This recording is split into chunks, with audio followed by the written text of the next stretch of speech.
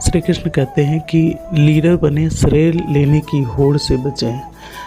श्री कृष्ण ने दुनिया भर के राजाओं को जीता था।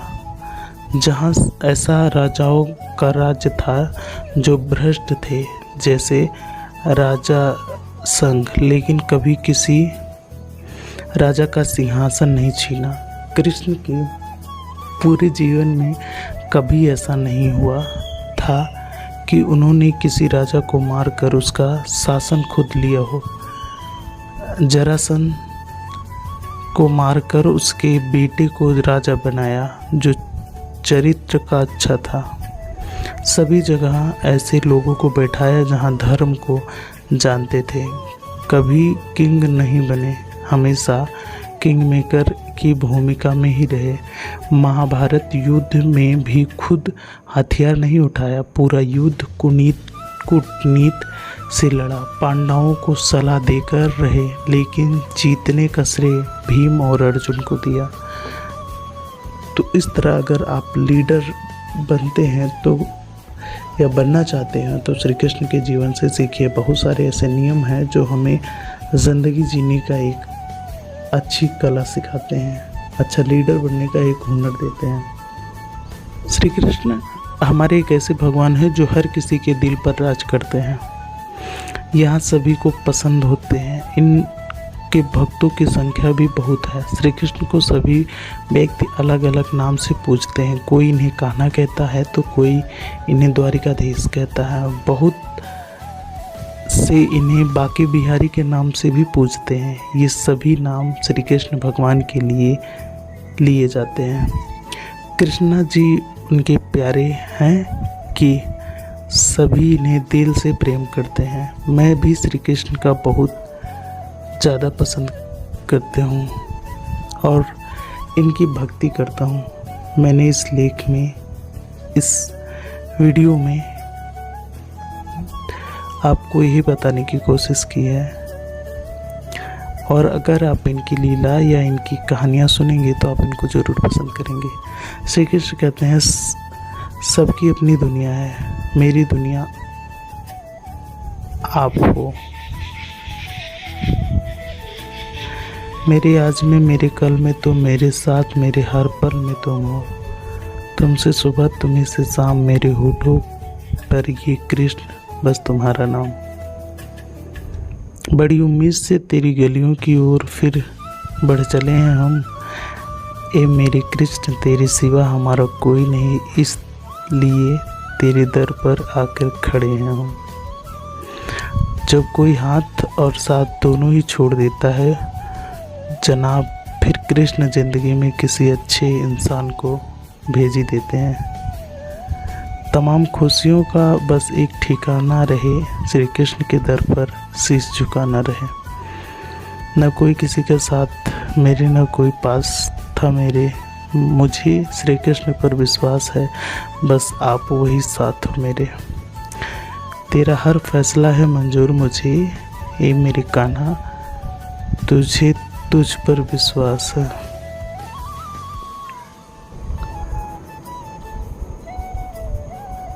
सबसे बड़ा कर्तव्य मनुष्य का है अपने कर्म का निष्काम भाव से करना, भगवान के प्रति पूर्ण समर्पण करना। गीता के अनुसार मनुष्य का पहला कर्तव्य अपने धर्म का पालन करना और सच्चे निष्ठा के साथ। गीता में कहा गया है कि जब तक व्यक्ति अपने कर्मों को सच्चाई और सात्विक भावनाओं के साथ करता है तब तक पाप नहीं लगता। हिंदू धर्म में 4 पुराण प्रमुख पाप हैं: ब्रह्म हत्या, स्वमर्यादा दर्शन, स्त्री गमन, अधूरी। ये सब धर्म के अनुसार पाप है। गीता के पाप केवल 5 प्रकार के होते हैं: अहिंसा की अव्यवस्था, सत्य का अल्पकारी, त्याग, चोरी, दर्शन और दृष्टकृत कर्म दोष। गीता के अनुसार आपका कर्तव्य अपने कर्म का पालन करना है। गीता के अनुसार मन को काबू में करने के लिए ध्यान, अभ्यास और साधना की आवश्यकता है। इसके अलावा कर्म योग के माध्यम से कर्म करना और भगवान के प्रति भक्ति रखना भी मन को नियंत्रित रखने में मदद करता है। गीता में मन को चंचल और विचारों का अधिकारी माना गया है और यह मन को ऐसे नियंत्रित किया जा सकता है। इसके उपाय दिए गए हैं। जीवन के हर पल को जीने का सौभाग्य प्राप्त करो। जो आपको बदल नहीं सकता वो केवल आपका कर्म है। आपके मन को संयम रखो और अपने इंद्रियों का नियंत्रण में रखो। अपने आप को अपने कर्म से मत जोड़ो, यह आपके कर्म की महत्वपूर्ण भूल है। किसी के प्रति प्यार और दया दिखाओ, यह परमात्मा की उन्नति का मार्ग है। आपके मन को शांति रखो और अपनी आत्मा को गहराइयों को जानो। दूसरे के दुखों को समझने की कोशिश करो और सहानुभूति दिखाओ। आपके मन को शांति से रखो और अपनी आत्मा की गहराई को जानो। दूसरे की दुखों को समझो। समस्याओं को निरंतर अवसर में देखो और सीखो। जो कुछ भी आपका है वह ईश्वर का दिया हुआ उपहार है। आत्मा को नित्य और अविनाशी मानो, यह सच है। जीवन को सरलता से जिए और अपने कर्मों में निष्कर्म रहो। सभी जीवों के प्रति संभव और सहानुभूति दिखाओ। अपने आप को समर्पित करो और भगवान के प्रति विश्वास रखो। अपने कर्म से समर्पण और उन्हें अच्छाई से डूबो। जीवन के अच्छे और बुरे दिनों का स्वागत करो क्योंकि ये गुजर जाएंगे।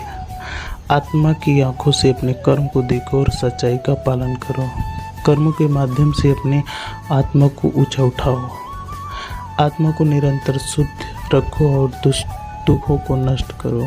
जीवन में संघर्ष को साहस और तुलना से पार करो।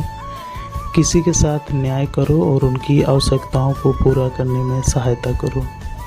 अपने धर्म का पालन करो। सत्य के प्रति प्रतिबद्ध रहो। अपने आप को जीतने और दूसरों के लिए काम करने के उद्देश्य बनाओ। आत्मा को अपने अंदर शांति और आनंद की ओर देखो। जीवन को एक यात्रा मानो और अपने कर्मों का सही दिशा में उपयोग करो। अपने आप को निर्मल और सच्चे भावनाओं से भरो। कर्म करते समय आत्मा को परमात्मा में समर्पित कर दो। जीवन को आत्मा की उन्नति के लिए एक मौका मानो और समर्पण में रहो। आपके कर्मों का फल तभी मिलता है जब आप उन्हें निष्काम भाव से करते हैं। अपने कर्मों का सफलता से कोई संबंध नहीं होता।